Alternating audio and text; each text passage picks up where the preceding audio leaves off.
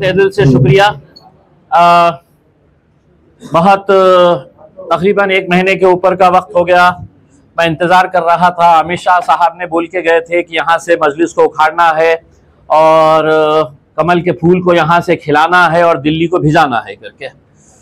तो बहुत इंतज़ार के बाद उनका कमल यहाँ से खिल नहीं पाया है और आखिर में उन्होंने वो घंटी जो है वो एकनाथ शिंदे साहब के गले में बांध दी और कल उनका उम्मीदवार डिक्लेयर हो चुका है। मैं उनका भी स्वागत करता हूँ। एक अच्छा इलेक्शन कैंपेन हम सब मिलकर चलाएंगे ऐसी उम्मीद करता हूँ।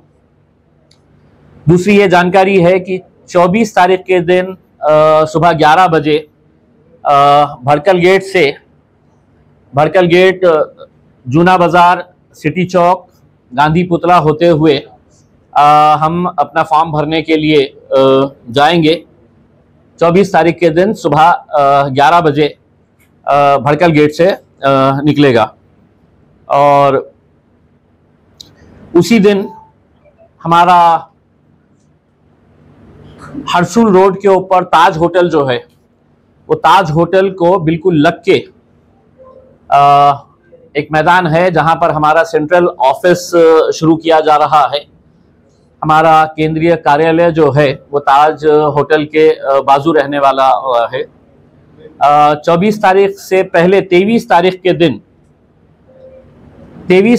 दिन मैं खुद और यहाँ के बहुत ढेर सारे हमारे कार्यकर्ता पदाधिकारी जो है वो अमरावती के अंदर डॉक्टर बाबा साहब अंबेडकर जी के नातू आनंदराज अंबेडकर साहब के प्रचार के लिए जाएंगे।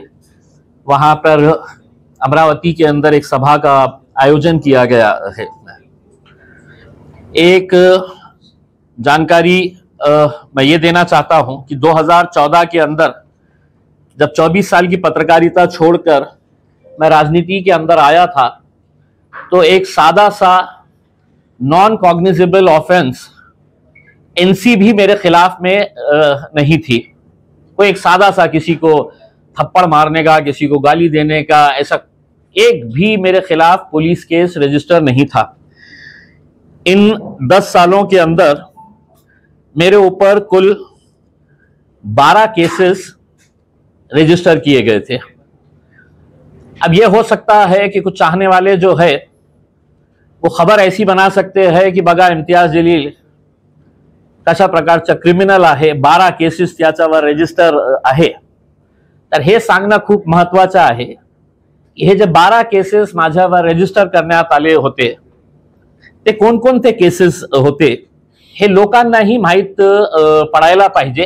कारण अल्टिमेटली नाही तर फक्त आपण हेडिंग दिले की इम्तियाज जलीलांच्या विरुद्ध 12 केसेस आहे तर ते मला असं वाटतं ते क्लिअर पिक्चर होऊ शकत नाही। तर शागंज चेलीपुरामध्ये आम्ही एक आंदोलन केलं होतं दारूची दुकान बंद करण्यासाठी। ते एक केस होतं आणि त्या केसमध्ये त्या दारूच्या दुकानवाल्यांनी माझ्या विरोधात तक्रार केली होती की 235 रुपये त्याचे गल्ल्यातून चोरी गेलेले आहे, म्हणजे डकैतीचा केस माझ्यावर रजिस्टर करण्यात आला होता। जे कलम त्याच्यामध्ये लावण्यात आलेली होती। दुसरा म्हणजे आपल्याला माहित असेल की या शहरामध्ये महाराष्ट्रभर मध्ये लोड शेडिंग सुरू होती आणि लोड शेडिंग आपल्या शहरामध्ये पण होती। सुरुवाती त्यांनी 2 घंटे सकाळी 2 घंटे संध्याकाळी ची लोड शेडिंग सुरू केली होती। त्याच्यानंतर ते वाढवून ते 4 तास सकाळी 4 तास संध्याकाळी ते लोड शेडिंग होत होती आणि कशा प्रकारे लोकांना त्रास होत होता हे आपल्यालाही माहित आहे। आणि कोणी तुम्ही बघितलं नसेल ते आंदोलन ते YouTube मध्ये ही ते अवेलेबल आहे। तर त्याच्या विरोधात आम्ही MSCB वर एक मोर्चा काढला होता, एक धरणा आंदोलन केलं होतं आणि त्यावेळचे जे चीफ इंजिनियर आहे त्यांचा घेराव करून त्यांना आम्ही लॉक करून त्यांच्या कॅबिन मध्ये त्यांना कोंडून ठेवलं होतं आणि हे मागणी केली होती की जोपर्यंत राज्य सरकार हे विड्रॉ करत नाही तोपर्यंत आम्ही त्यांना सोडणार नाही। आणि त्याचा परिणाम हे झाला होता की संध्याकाळपर्यंत आम्हाला मुंबई वरून त्यांना फॅक्स आला होता की आपण इकडचे हे लोड शेडिंग जे आहे ते आम्ही थांबत आहे करके. तिसरा केस जे होता ते करोनाच्या काळात जे लॉकडाऊन होता आणि त्याचा आपल्या सगळ्यांना माहित आहे, मी खूप जोरात त्याचा विरोध केला होता की जे सगळं कारोबार ते बंद करणार होते, सगळं दुकानं ते बंद करणार होते. माझा एकट्याचा विरोध होता त्याला, की मी म्हटलं होतं की गोरगरीब लोकांना खायला हे नाही आहे, त्यांच्याकडे पैसे नाही आहे, सर्व दुकाने सरसकट ना बंद करता आपण त्याच्यामध्ये काळजी घेण्याची आवश्यकता आहे. मग रात्री आपल्याला माहित असेल खूप उशीरपर्यंत ते मीटिंग चालली होती कलेक्टर ऑफिसमध्ये आणि रात्री 10:30-11 वाजता त्याचा निर्णय घेण्यात आला होता की या शहरामध्ये आपण ते लॉकडाऊन जे करणार होते 100% ते लॉकडाऊन नाही करणार. त्याच्यानंतर इमिजिएट काय झालं होतं की अनेक सारे दुकानदार जे आहे ते माझ्याकडे आले होते आणि ते इतके आनंदित होते की त्यांना मला उचलून त्यांच्या कांद्यावर हे केलं होतं आणि फक्त या कारणाने की ते माझ्याकडे आले, माझा सत्कार केलं, करोनाचा पिरियड होतं आणि त्यांनी मला आपल्या कांद्यावर घेतलं होतं, तर त्या विरोधात एक केस रजिस्टर करण्यात आला होता. तर हे तिसरा केस. चौथा केस जे आहे आपली स्पोर्ट्स युनिव्हर्सिटी जेव्हा पुण्याला घेऊन गेले होते आणि सगळे लोकप्रतिनिधी गप्प बसले होते, आम्ही सर्वांना विनंती केली होती आपल्या जिल्ह्याच्या विकासासाठी आपण सगळ्यांनी एकत्र यावं, एक स्पोर्ट्स युनिव्हर्सिटी इथे मराठवाड्यासारखा एक बॅकवर्ड रिजन मध्ये एस्टॅब्लिश होणं म्हणजे किती महत्वाची आहे हे सगळ्यांना पटवून दिलं होतं. कोणत्याही स्पोर्ट्स असोसिएशन पुढे आलं नाही, कोणत्याही राजनैतिक हे पार्टी पुढे आली नाही. मग आम्ही एक आंदोलन केलं होतं आणि ज्या वेळचे जे पालकमंत्री होते सुभाष देसाई साहेब ते डिव्हिजनल कमिशनरला जेव्हा आले होते आम्ही त्यांना ब्लॅक फ्लॅग्स दाखवले होते, तर त्याचा एक गुन्हा आमच्यावर रजिस्टर करण्यात आला होता.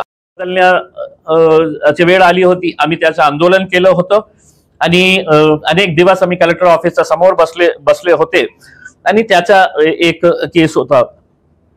त्याच्यानंतर जे करोनाच्या काळात जे छोटे छोटे दुकानदार होते, खूप छोटे छोटे दुकानदार जे गुपचूप काहीतरी, कोणीतरी मास्क विकत होता, कोणीतरी सॅनिटायझर विकत होता, कोणीतरी दूधचा कारोबार करत होता, समजा 1 तासाची त्यांना हे सवलत दिली होती आणि ते 10 मिनिटं लेट झाला, तर असे अनेक असे दुकानदार होते की ज्यांना 20-20 हजार 40-40 हजार रुपयाची फाईन करण्यात आली होती. एक दुकानदाराला 80,000, एक दुकानदाराला 2 लाख रुपये फाईन करण्यात आली होती.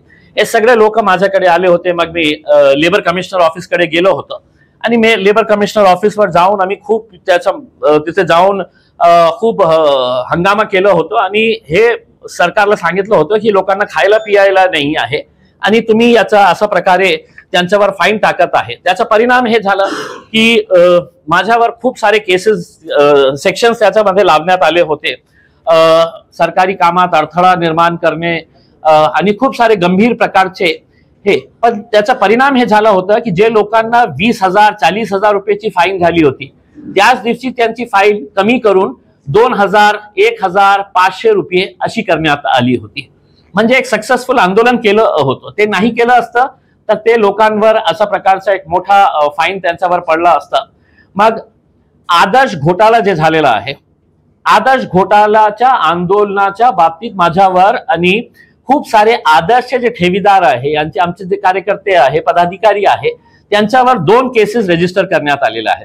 बघा तुम्ही की म्हणजे कशा प्रकारे पोलिसांची, सरकारची, प्रशासनाची वागणूक असते की जे लोकांच्या हक्काचा पैसा सगळ्यांनी खाऊन टाकलेले आहे ते मस्त बाहेर फिरत होते आणि हजारोंच्या संख्येने जे लोक त्यांचा पैसा मागण्यासाठी डीडीआर ऑफिसकडे गेलं होतं. मग त्यांनी निर्णय केलं होतं सगळ्यांनी की आपण बस स्टँडवर त्याचा सिद्धार्थ गार्डनच्या शेजारी ते लेबर कमिशनर ऑफिस आहे. मग हे निर्णय घेण्यात आला होता की इथून सगळे लोक जे आहे ते पोलीस कमिशनर ऑफिस पर्यंत जाऊ. मग सिद्धार्थ गार्डन ते पोलीस कमिशनर ऑफिस पर्यंत गेलं होतं. कोणत्याही प्रकारची हुल्लडबाजी नाही होती, शांतप्रिय मार्गाने सगळं गेले होते. कोणीही अशा प्रकारचे नारेबाजी काही नाही होती. वयोवृद्ध लोक होते, त्यांना त्यांचा हक्क पाहिजे होता. मग त्याच्या विरोधातही आमच्यावर केसेस करण्यात आले होते. अनेक सारे आदर्श ठेवीदारांवर केस करण्यात आले होते.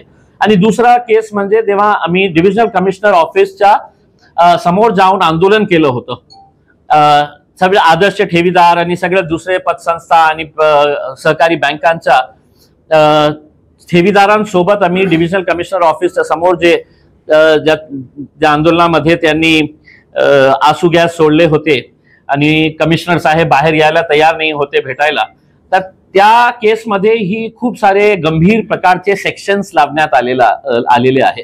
म्हणजे विचित्र प्रकार हे बघा की लोकांचे पैसे ते मागत आहे आणि तुम्ही कशाला आमच्याकडे येत आहे पैसे मागायला, मग तुमच्यावर केस.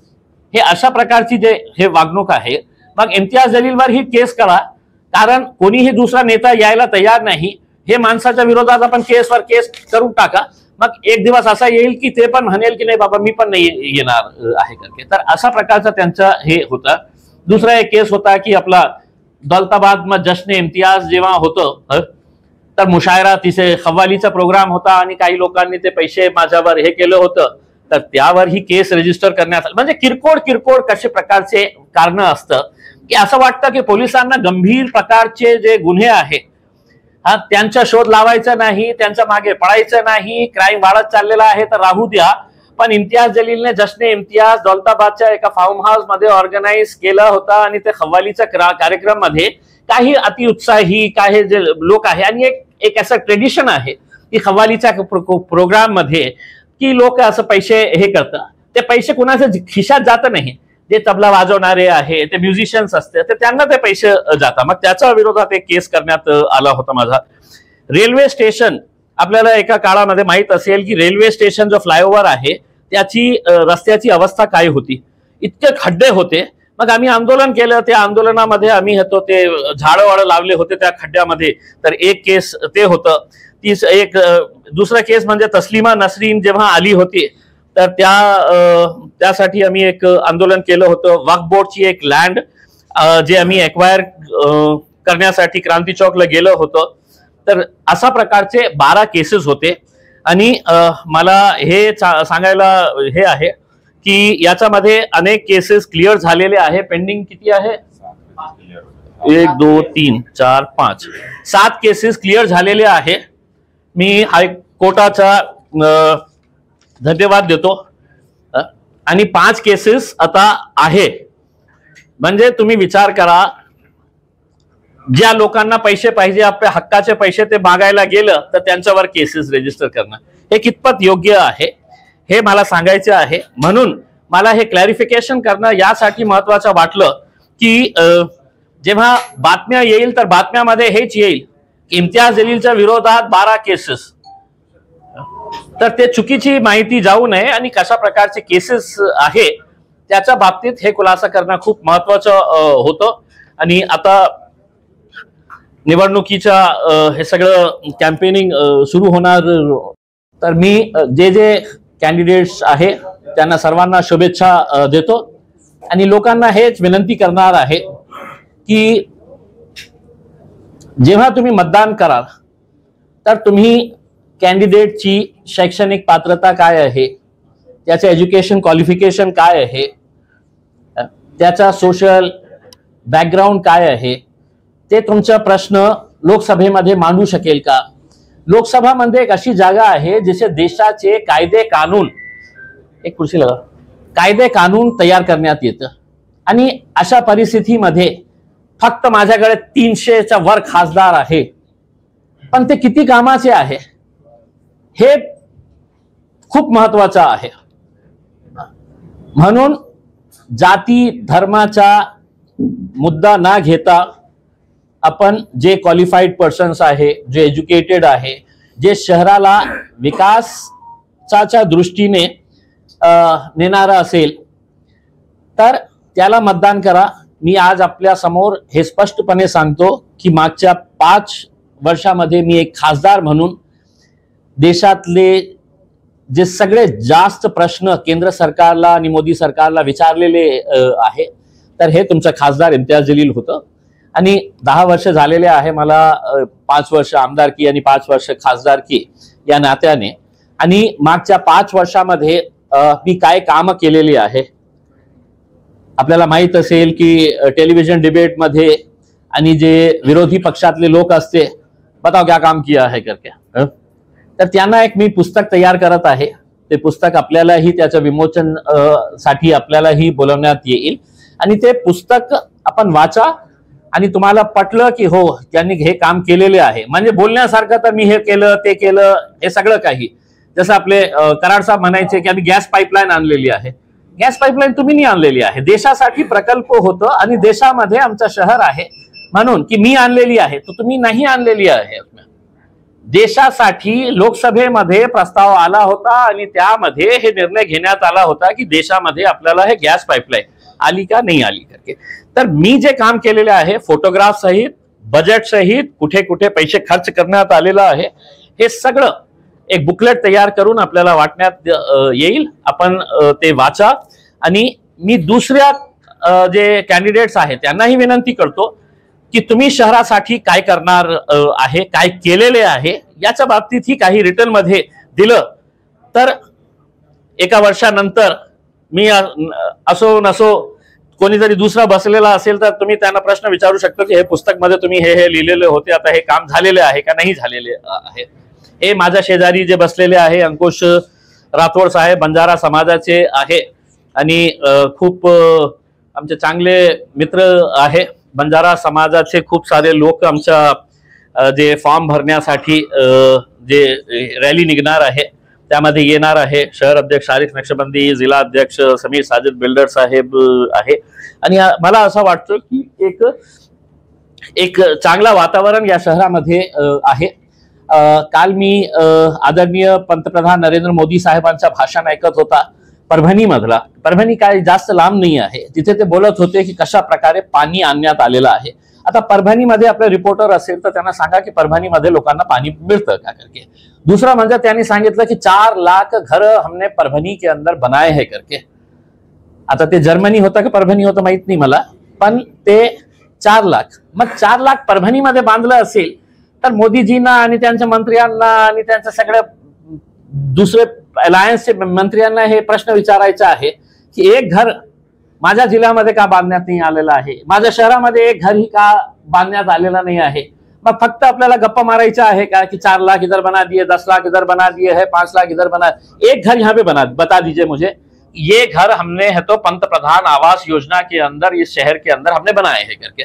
मी दोघंही भारतीय जनता पार्टीचे दोघंही मंत्र्यांना केंद्रातले आणि तिसरे आपले राज्याचे जे मंत्री आहे त्यांना विचारतो आणि त्यांचे अलायन्सचे जे मंत्री आहेत हे पालकमंत्री हे सगळ्यांची जबाबदारी होती. तर त्यांनी हे प्रश्नांचे उत्तर द्यावे मी याची अपेक्षा करतो. काही आपले प्रश्न असतील तर आपण विचारू शकतो. आनंदराज साहेब जे आहे जसा वंचितचे आदरणीय बाळासाहेब आंबेडकर आहे त्यांचे सखे भाऊ आहे आनंदराज आंबेडकर साहेब. तोही बाबासाहेब आंबेडकरांचे नातू आहे. आणि आनंदराज साहेब स्वतः माझ्या घरी आले होते फॉर्म भरण्याच्या अगोदर आणि त्यांनी मला विचारलं होतं की साहेब आम्ही हे अमरावतीमध्ये इलेक्शन लढण्यास इच्छुक आहे. त्यावेळी आमची अमरावतीची टीम एका SC कॅन्डिडेटला फायनलाइज केली होती आणि तिथे आम्ही लढणार होतो आमच्या पार्टीच्या वतीने. रिझर्व्ह सीट होती तरी सुद्धा. मग आनंदराज साहेब आल्यानंतर आम्ही इमिजिएट आमच्या अमरावतीच्या टीमला सांगितलं की आपण निवडणूक नाही लढणार, आपण जे ताकद लागेल ते ताकद आम्ही आनंदराज साहेबांना देणार. आणि त्याची घोषणाही केली. आणि त्याच्यानंतर जेव्हा असादुद्दीन अवैसी साहेब आले होते मी त्यांना विनंती केली की आपलं या समाजाचा एक ऋण आहे आपल्यावर की आज मी दिल्लीपर्यंत गेलेला आहे तर दलित समाजाचा खूप मोठा याच्यामध्ये योगदान आहे म्हणून आपण बाळासाहेबांचंही आपण हे करावा समर्थन करावा. तर त्या घोषणा ही असादुद्दीन अवैसी साहेबांनी केलेली आहे. पण एक गोष्ट नक्की काही पेपरांनी असं सांगितलं होतं की आम्ही दिलं तुम्ही पण द्या, असं काही नाही होतं. आम्ही स्पष्टपणे हे सांगितलेले आहे कि आम्ही देणार आहे तुम्हाला, आम्ही सौदेबाजी काही केलं नाही कि हम आपको देते आप हमारे को दो करके. उसमें हमने बड़ा दिल दिखाए और बड़ा दिल दिखाकर हमने अपने तौर के ऊपर, हमारे ना असद साहब ने कहा ना इम्तियाज जलील कह रहा है कि हम दिए हैं तो आप भी दो हमारे को करके. ये सौदेबाजी हम नहीं कर रहे हैं करके. हम उनका आदर करते हैं. उनके समाज ने हमारे लिए बहुत मेहनत की थी और इसके लिए हमने अकोला के अंदर उनको मदद करने का फैसला किया. आप अमरावती से लड़ने वाले थे, हमने नवनीत राणा को चैलेंज किया और नवनीत राणा ने भी आपको चैलेंज किया. जी मैं अमरावती से लड़ूंगा. नहीं मैं नहीं लड़ सकता. आपका यूट्यूब पे शॉर्ट रील्स में वो आपका आया है. नहीं आप एक सेकंड, मैं समझ गया आपका. देखिए मुझे ये मालूम है कि अमरावती रिजर्व सीट है तो मैं रिजर्व कैटेगरी के अंदर नहीं आता हूँ तो मैं इलेक्शन लड़ ही नहीं सकता हूँ. आपने शॉर्ट रील्स में भेजा है. नहीं आपको मैं बताता ना, तो वो जो अनपढ़ MP है वहां पे उनको ये समझना चाहिए था। उसने अपने भाषण के अंदर बोली अगर तेरे में हिम्मत है तो तू आजा करके। तो मैंने बोला कि थोड़े पढ़े लिखे अगर लोग लोकसभा में गए तो उनको समझना चाहिए कि इम्तियाज अली नहीं लड़ सकता है, वो ऐसी कैटेगरी के लिए रिजर्व्ड है करके। तो आप दोबारा से वो भाषण सुन लीजिएगा। मैंने है तो ये नहीं कहा, उसने कहा मुझसे कि अगर तुझमें हिम्मत है तो तू आजा करके। उसमें अगर वो रिजर्व नहीं रहती थी तो मैं तो वहां पे भी, और वहां पे मतलब यहाँ पे लड़ते लड़ते वहां पे उसको हराता था मैं। आपने औरंगाबाद में जब आमदार थे तो कुछ एरिया में, सिलेक्टेड एरिया में, मैं ये बोलूंगा सिलेक्टेड एरिया में आपने गुटखा बंदी पे आवाज उठाई, पर फिर भी आज गुटखा चालू है। ये सही बात है। तो गुटखा चालू, कोई कार्रवाई नहीं की? गुटखा भी चालू है और नशे का कारोबार भी चल रहा है, शराब का भी ये चल रहा है। लेकिन मैंने इससे पहले की भी प्रेस कॉन्फ्रेंस के अंदर कहा था कि साहब ये सामाजिक मुद्दा है और इसके लिए जितनी मेरी जिम्मेदारी है उतनी ही जिम्मेदारी पत्रकारों की है, उतनी ही जिम्मेदारी पब्लिक की भी है और उतनी ही जिम्मेदारी पुलिस की भी है। ये अगर यूनाइटेड अगर एक एफर्ट अगर रहा तो हम यकीनन इसको बंद कर सकते हैं। अब मेरे लिए दुर्भाग्य ये हो जा रहा है कि मैंने उठाया था और आप खामोश बैठेंगे, तो आप बोलेंगे कि नहीं तुमने उठाया है अब तुम ही जाके बंद करो करके। आप मुझे ये बताइए, अगर हम साथ में मिलकर आए, पत्रकार, पीपल्स रिप्रेजेंटेटिव, आम जनता, पुलिस, तो क्या हम ये बंद नहीं कर सकते हैं? लेकिन क्या वजह है कि साहब आपने उठाए थे, आप खामोश क्यों बैठ गए? मैं खामोश इसलिए बैठा कि आपका साथ ही नहीं मिला मुझे। उस समय मेरे आपके साथ किसका विरोधी पक्षनेत्यांचा आरोप आहे की याच्यामागे सगळं तुमचा साथ आहे, तुम्ही कारभार चालवतात? हो, चालवतो ना उसने। मी माझे गांजेचे अड्डे आहे, माझे चरसचे अड्डे आहे, दारूचे खूप सारे दुकानं मी पार्टनरशिप मध्ये केलेली आहे एका मंत्र्यांसोबत। 25-26 हे केलेले आहे उसने। आणि कधी केलं त्यांनी हे सांगितलेलं आहे का कधी केलं मी म्हणजे गुटखेचे कारोबार हे? साहेब एक सेकंड, प्रश्न विरोधी पक्ष ना जेव्हा काही नाही मिळतं बोलण्यासाठी, तर आता मी स्पष्टपणे सांगितलेलं आहे, आता आपली जबाबदारी आहे की या स्टेटमेंटला घेऊन तुम्ही याला ब्लो अप करा आणि पोलिसांना इन्क्वायरी करून द्या की नवीन नवीन जे दारूचे दुकानं आलेले आहे ते कोणी उघडलेले आहे, कोणाच्या नावावर आलेले आहे, गुटखा कुठे सुरू आहे। मी असे इतके सारे लहान लहान लोकांच्या काहीही बोलण्यावर मी प्रतिक्रिया देणार नाही साहेब। त्यांना काय बोलायचं आहे, त्यांची किती लेवल आहे ते त्यांच्या बाबतीत त्यांना मी सूट दिलेली आहे, जे बोलायचं आहे तुम्हाला बोला। विराटपुरा मामला सध्या जी काही आता प्रचार तुमची सुरू झालेला आहे त्यानंतर असं कळतंय की तुमच्या पक्षामध्ये खूप लोक नाराज आहेत, ते प्रचाराला येत नाहीत आणि तुमच्याही पक्षामध्ये तसं एकजुटता जी पूर्वी दिसत होती ती आता दिसत नाही। 24 तारखेला भडकल गेटला 24 तारखेला भडकल गेट आपल्या सगळ्यांना आमंत्रित करण्यात येतं की तुम्ही तिथे या आणि तुम्हाला बघायला मिळेल। आणि असं आहे की राजनीतीमध्ये अशा प्रकारचे इन्सिडेंट्स ज्या पक्षामध्ये लोकांना हे वाटतं की याच्यामध्ये आपला खूप इंटरेस्ट आहे, आपण याच्या सोबत जोडलेले आहे, तर काही लोकांची नाराजगी असते की साहेब मला का नाही हे बोलवले आहे। तुम्ही कोणत्या पत्रकार परिषद मला दाखवा की जिथे तुम्ही हे ज्यांचे नाव घेतलेले आहे की ते हे बसलेले आहे। एक प्रोटोकॉल असतं की पार्टीची प्रेस कॉन्फरन्स आहे, शहर अध्यक्ष आहे, जिल्हा अध्यक्ष आहे, म्हणजे उद्या असे खूप सारे असे आम्ही पोस्ट दिलेले आहे। मग युथ प्रेसिडेंटला तुम्ही का बोलवलेलं नाही? आम्ही पत्रकार परिषदेत कव्हर केलेलं आहे, आम्हाला माहिती तुमचा प्रोटोकॉल असतो, तुमची लोक दिसायला पाहिजे, तुमचे नगरसेवक पदाधिकारी दिसायला पाहिजे, ते दिसत नाही। मी स्वतः नाही दिसत नाही ना आता, मी 24 तारखेपर्यंत मी पण नाही, कारण आम्हाला माहित आहे की हे जे इलेक्शन आहे, आपल्याला माहित असेल की आमदारकीचे इलेक्शन मी 28 दिवसामध्ये जिंकलो होतो। 28 दिवस पूर्वी मी पुण्यापासून जेव्हा आलो होतो, निर्णय घेण्यात आला होता, फक्त 28 दिवस राहिले होते इलेक्शनसाठी, ते निर्णय घेण्यात आला होता आणि मी जिंकलो। लोकसभेच्या बाबतीत आपणही अनेक त्याच्यामध्ये बातम्या केलं होतं की इम्तियाज अलीला तिकीट नाही मिळणार, तर 22 दिवस पूर्वी मी इलेक्शन लढलो होतो। आता यावेळी अशा प्रकारचा टाइम टेबल बनवण्यात आलेला आहे की 2 महिन्यापेक्षा जास्त अशा उन्हामध्ये कोण कॅम्पेन करणार तुम्ही सांगा मला? कशा प्रकारे कॅम्पेन करणार? आमच्याकडे भारतीय जनता पार्टी सारखा मतलब इतका पैसा तर नाही आहे की मोदी साहेब आले तर खूप मोठा लाखोंचा रुपया खर्च करून ते शेड बांधण्याचा. तर आता 24च्या नंतर फॉर्म भरल्यानंतर स्क्रुटिनी होणार आहे, विड्रॉलच्या नंतर आपल्याला कळणार आहे की कौन कौन उखाड़ के फेकने वाला है करके. मग त्याची तयारी आम्ही एक मैं सुना एक मैं पूछता ना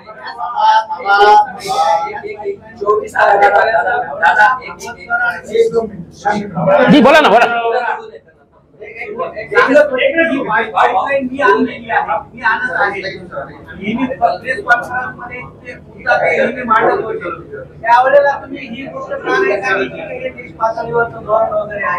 सर अनेक असे स्कीम्स आहे. समजा मी आपण त्या मंत्र्यांचे आमचे मित्र आहे की आम्ही जे हॉकर्स आहे त्यांना आम्ही प्रधानमंत्री स्वनिधी मधून आम्ही इतके पैसे देत आहे. ते सेंट्रलची स्कीम आहे, फक्त आपल्या शहरामध्ये मिळत आहे असं नाही आहे.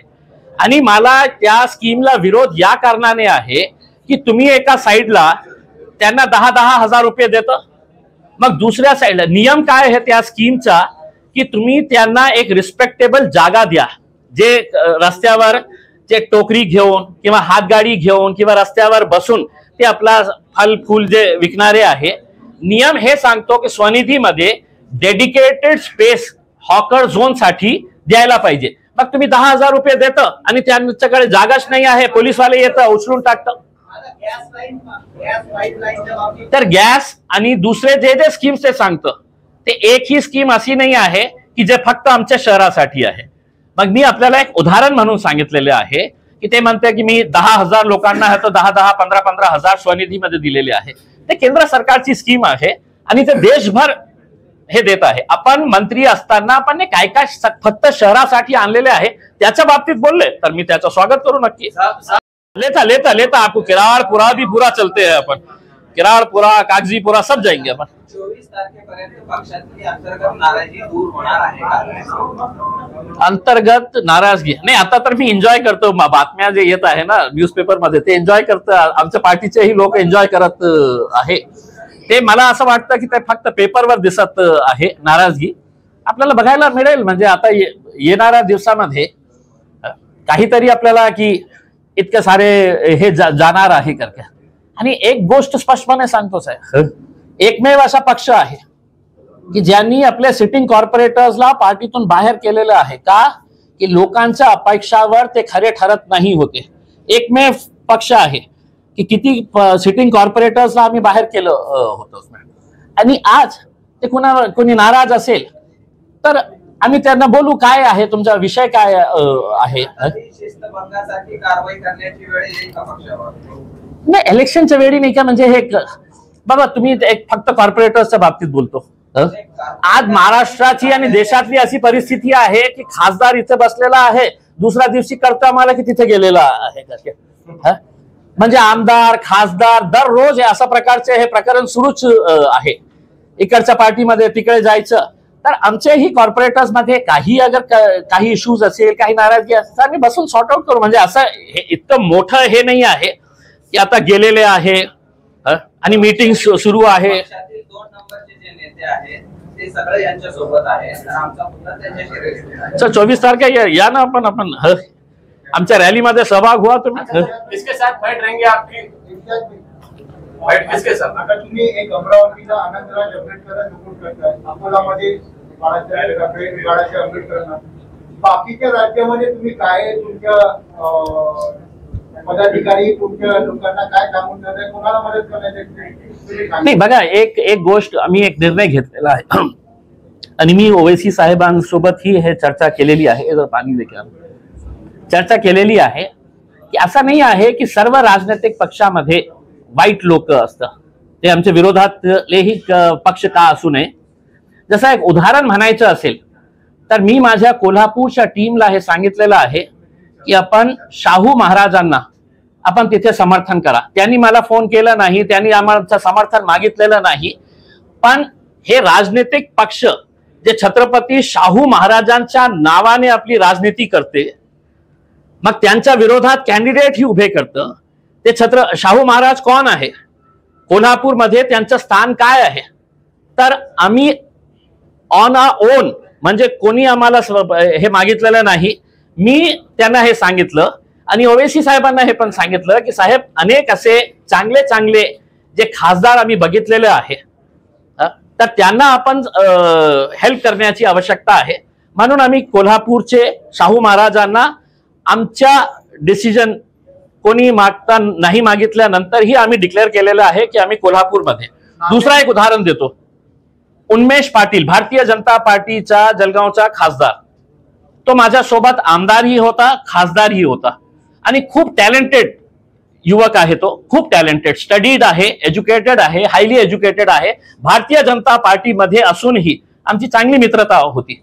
आणि जेव्हा त्याचा तिकीट कापण्यात आला आणि तिकीट कापल्यानंतर त्याच्या जे सपोर्टर्स मध्ये रोष होतं, तर मी स्वतः त्याला फोन केलं की उन्मेष, तू पार्टी सोडली, तू आता कोणत्या पक्षामध्ये जाणार नाही जाणार, तू इंडिपेंडेंट लढणार नाही, तुला जे मदत पाहिजे मी मदत तुला करायला तयार आहे. तुला वेळ लागली तर तू मला सांग, मी तुझ्यासाठी प्रचाराला पण येऊ करके. तर एक मित्रता जे आहे, एक जे पॉलिटिक्स म्हणजे असं नाही आहे की सर्व राजनैतिक पक्षामध्ये आपले शत्रूच असतं. मी बघितलेलं आहे, अनेक खासदारांचे चांगले चांगले काम बघितलेले आहे. तर अशा प्रकारे आम्ही निर्णय घेतलेला आहे. अजून काही लोक आमच्याकडे अप्रोच होत आहे की साहेब आम्हालाही समर्थन द्या करके.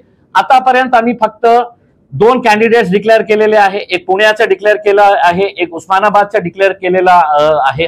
एक 2-3 अजून आम्ही कॅन्डिडेट्स राहिलेले आहे. आणि जसं मी सांगितलं होतं की 48 पैकी आम्ही 6 सीट्सवर फोकस केलं होतं, पण 1-2 सीट्स त्याच्यामध्ये असं हे झालेलं आहे की जे एक्सपेक्ट करत होतं की हे सीट यांना सुटणार आहे, हे कॅन्डिडेट हे असणार आहे, तर आमची पोझिशन तिथे स्ट्रॉंग होती. तर ते कॉन्स्टिट्युएन्सीज आम्ही चेंज केलेले आहे. पण आता ही आमची जे हे प्लॅनिंग आहे, आम्ही एक 5 पेक्षा जास्त, 5 किंवा 6 पेक्षा सीट्स आम्ही जास्त लढणार नाही. आणि आम्ही ओपन ग्राउंड ठेवलेला आहे. ते सगळं सेक्युलर पार्टीजला जे आमच्यावर पराभव झाल्यानंतर बोट दाखवतात की MIM लढल्यामुळे आम्हाला हे झालेलं आहे, नुकसान झालेलं आहे आणि आम्ही बी टीम आहे. तर आम्ही सगळं आपल्या मार्फत, मी MIMच्या सर्व पदाधिकाऱ्यांना, कार्यकर्त्यांना हे सांगू इच्छितो की लोकसभा संपल्यानंतर 2-3 महिन्याच्या नंतरही आपल्याला विधानसभाची हे सुरू होणार आहे.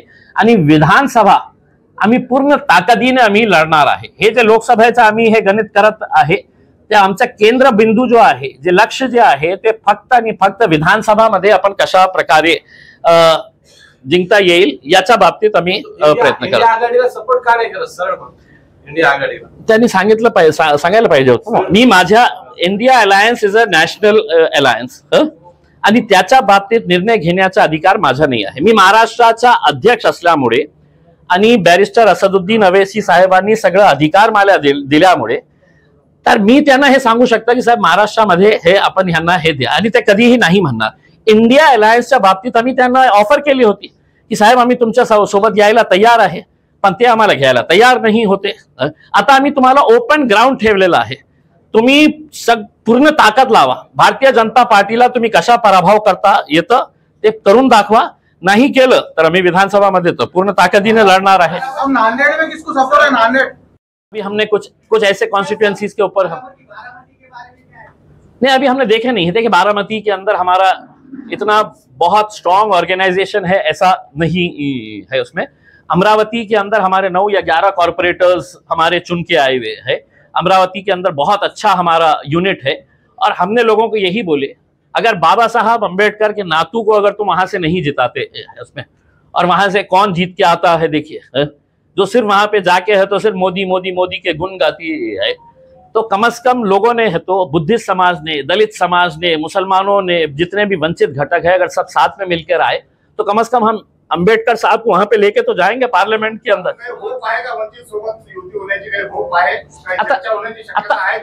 आता तर सगळं संपलेलं आहे ना. आता काय राहिलेलं आहे? नाही. आता जे नाही नाही, तसं बघा, तसं आम्ही काही बोललो तर अशा याचा अर्थ होणार आहे की आम्ही काहीतरी डील केलेली आहे, की आम्ही आमच्या स्वखुशीने आम्ही तुम्हाला समर्थन केलेले आहे. नाही, आम्ही खूप प्रयत्न केले साहेब, आम्ही खूप प्रयत्न केलेले आहे. आता त्यांच्यावर निर्भर आहे आणि त्यांनी स्पष्ट केलेले आहे आम्ही कोणत्याही परिस्थितीमध्ये MIM सोबत जाणार नाही. तर आम्ही त्यावेळी सांगितलं होतं की चला लोग अफवाह फैला रहे हैं 40,000 से रिवर्स रहेंगे, 40,000 वोटर से रिवर्स रहेंगे. अफवाहों के ऊपर ध्यान नहीं है. और क्या है मालूम, क्या बुड्डी लाइन के लोग ये बोल रहे हैं कि मैं 4 लाख से आगे रहूंगा. मागच्या पंचवार्षिकमध्ये लोकसभेचा निवडून आल्यानंतर आपल्याला लोकसभेत उभं राहण्यासाठी आर्थिक प्रोत्साहन दिलं होतं, असा आरोप मागच्या वेळेस माजी खासदारांनी केला होता. कोणी दिलं होतं? खैरेंनी मला दिलं होतं. तुम्हाला 5 कोटी रुपये उभं राहण्यासाठी. तर आता काय आहे की मतलब थोडंसं कॉस्टिंग जास्त झालेली आहे, तर त्यांना सांगा की आता 5 कोटी मध्ये काही होणार नाही, काही होणार नाही. त्यांनी कमीत कमी मला आता 20 कोटी द्यायला पाहिजे. आता तुमच्या यामध्ये एक मुस्लिम उमेदवार उभे आहेत वंचितकडून, IPS आहेत ते. कोण? अब्दुल रहमान जे आहेत, त्यांना पाठिंबा देणार. बघा, एक गोष्ट मी सांगतो की अब्दुल रहमान साहेबांना मी कमीत कमी 1 वर्षापूर्वी मुंबईच्या एका कार्यक्रमामध्ये मी सांगितलं होतं की साहेब, आपण व्हॉलेंटरी रिटायरमेंट घेतलेले आहे आणि खूप तुमचं चांगलं काम आहे आणि तुम्ही फक्त इतकी प्रेस्टिजियस पोस्ट सोडून तुम्ही फक्त पुस्तक ना लिहिता तुम्ही राजनीतीमध्ये या आणि तुम्ही महाराष्ट्रामध्ये कुठे तुम्हाला उभे राहायचं आहे तुम्ही सांगा आम्हाला, आम्ही तुम्हाला मदत करणार, आमच्या पार्टीच्या वतीने तुम्ही उभं राहणार असेल. तर जेव्हा हे निर्णय आला होता तर त्यांनी हे मला फोन केलं होतं आणि त्यांनी सांगितलं होतं की मी वंचितचं तिकीट घेत आहे. मग मी त्यांना सांगितलं होतं की साहेब, तुम्ही मालेगाव आणि धुलियामध्ये आमचे आमदार आहे आणि जे 6 सीट्स आम्ही जे लढण्याचा हे निर्णय घेतला होता त्याच्यामध्ये हे आपली मालेगाव आणि धुलियाची ही सीट होती आणि स्वाभाविक आहे कारण तिथे आमचे 2 आमदार आहेत. आता काय झालेलं आहे की ते फिरत आहे आणि त्यांच्या कोटाचा काही मॅटर अडकलेला आहे की त्यांच्या कोटामध्ये जे त्यांचं रेजिग्नेशन आतापर्यंत सरकारने एक्सेप्ट केलेलं नाही आणि समजा ते एक्सेप्ट झाला नाही, कोटामध्ये त्यांच्या विरोधात निकाल गेला तर ते फॉर्म भरू शकणार नाही. तर आता येणाऱ्या काही दिवसामध्ये आपल्याला कळेल, नाहीतर आमचा कॅन्डिडेट जे आहे ते तिथे तयार आहे. आमचा हे निर्णय काय होतं त्याच्यानंतर आम्ही निर्णय. कोण नाही, पक्ष कोणताही चुकीचं नसतं. म्हणजे इंडिपेंडेंट ही लोक उभे राहतं, अनेक छोटे मोठे पक्ष, सगळ्यांना अधिकार आहे कोणत्या पक्षामध्ये जायचं नाही जायचं करके. पण मी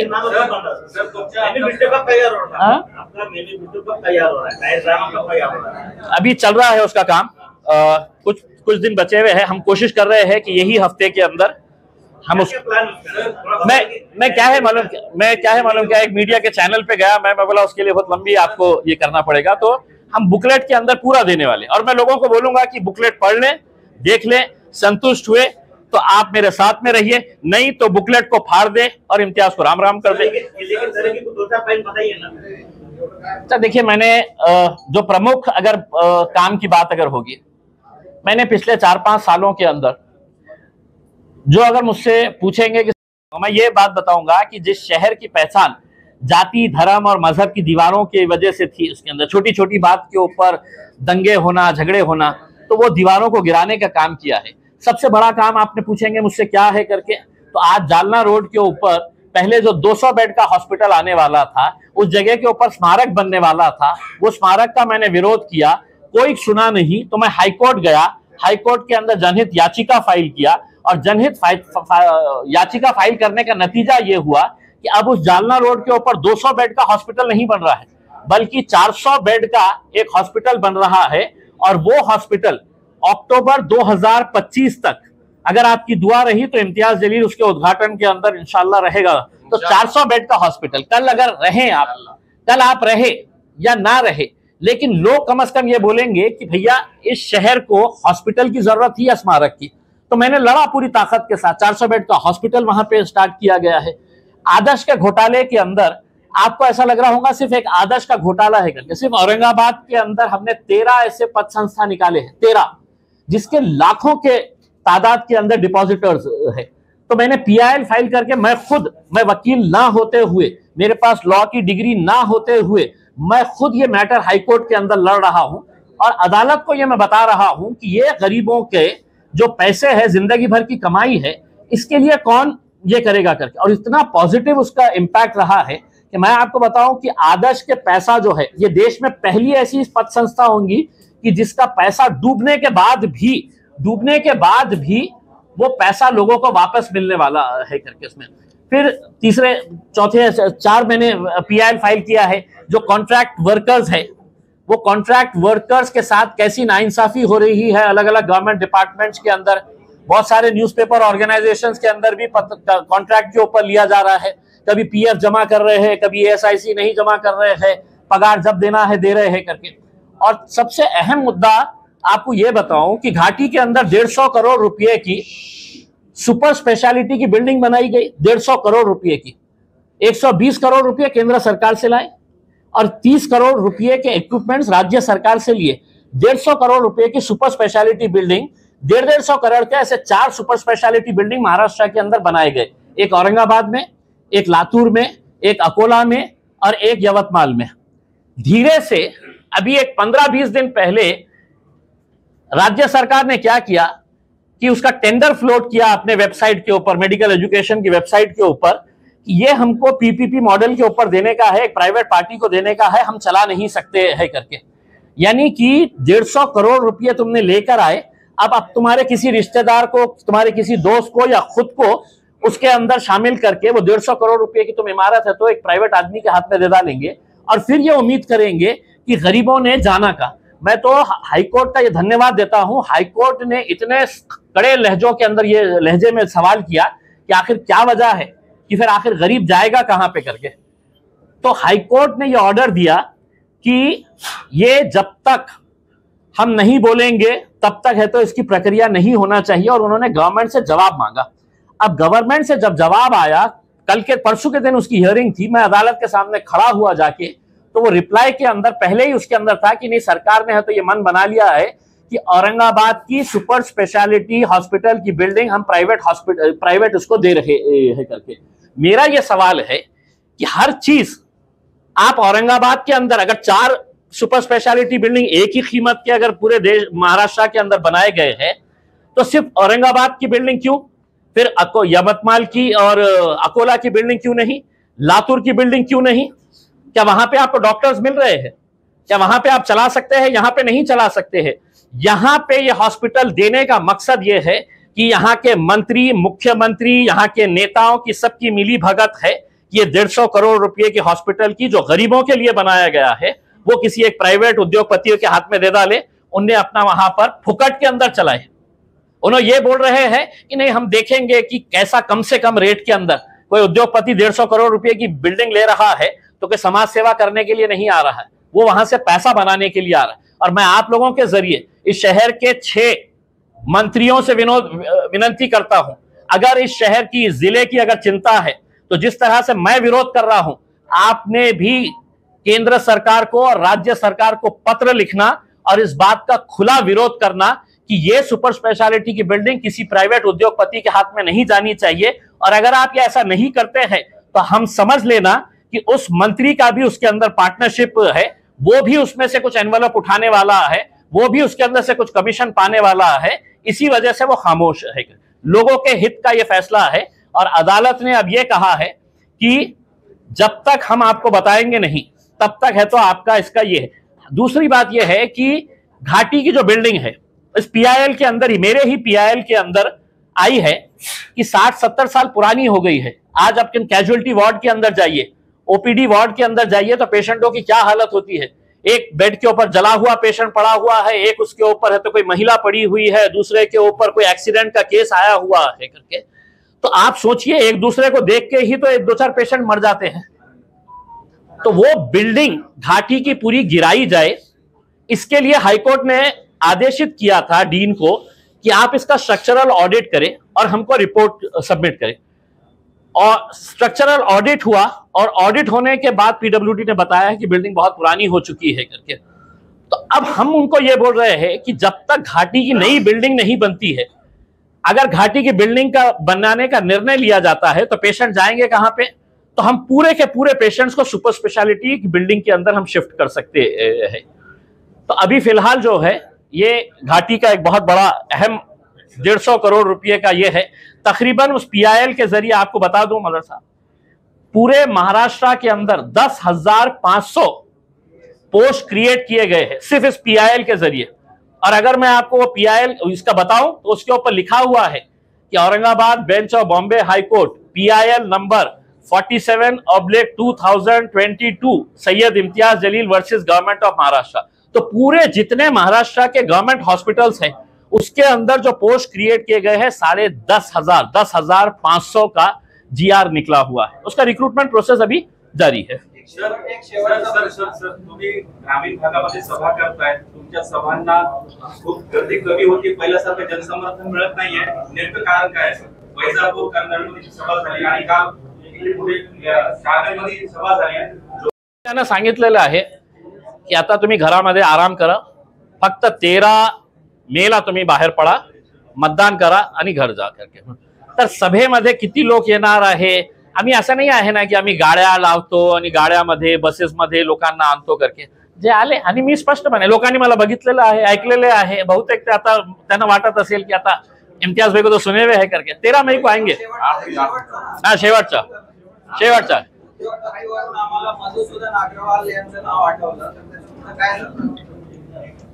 इन्स्पिरा नावाची जे कंपनी, इन्स्पिरा नावाची जे कंपनी आहे ते मधुसूदन अग्रवाल, मला त्यांचं पूर्ण नाव नाही माहित होतं, एक अग्रवाल आहे करके, जे कोणती कंपनी आहे त्यांची, फार्मा, अजंता फार्माचे मालिक आहे। त्याच्या बाबतीत मी एक वेगळी पत्रकार परिषद घेतली होती आणि मी इंडस्ट्रीज असोसिएशनची बॉडीला हे सांगितलं की इतकं मोठं हे घोटाळा झालेला आहे, याच्यामध्ये तुम्ही स्वतः का याच्यावर हे विरोध करत नाही की जे इंडस्ट्रियल प्लॉट आहे ते इंडस्ट्रियल प्लॉट इंडस्ट्रीसाठी ना वापरता आपण प्लॉटिंग त्याच्यावर करत आहे, त्याच्या बाबतीत आपण हे करा। मग इंडस्ट्रीज असोसिएशन का ऐसा एक कूल रिस्पॉन्स होता है कि सर वो पुराना मैटर हो गया और ऐसे बहुत सारे ये है करके उसमें। तर ते इंडस्ट्रीज बॉडी ज्याच्यासाठी फॉर्म करण्यात आलेली आहे, मी आपल्या मार्फत एक विनंती करणार आहे की ऑलरेडी माझे खूप सारे PILs झालेले आहे।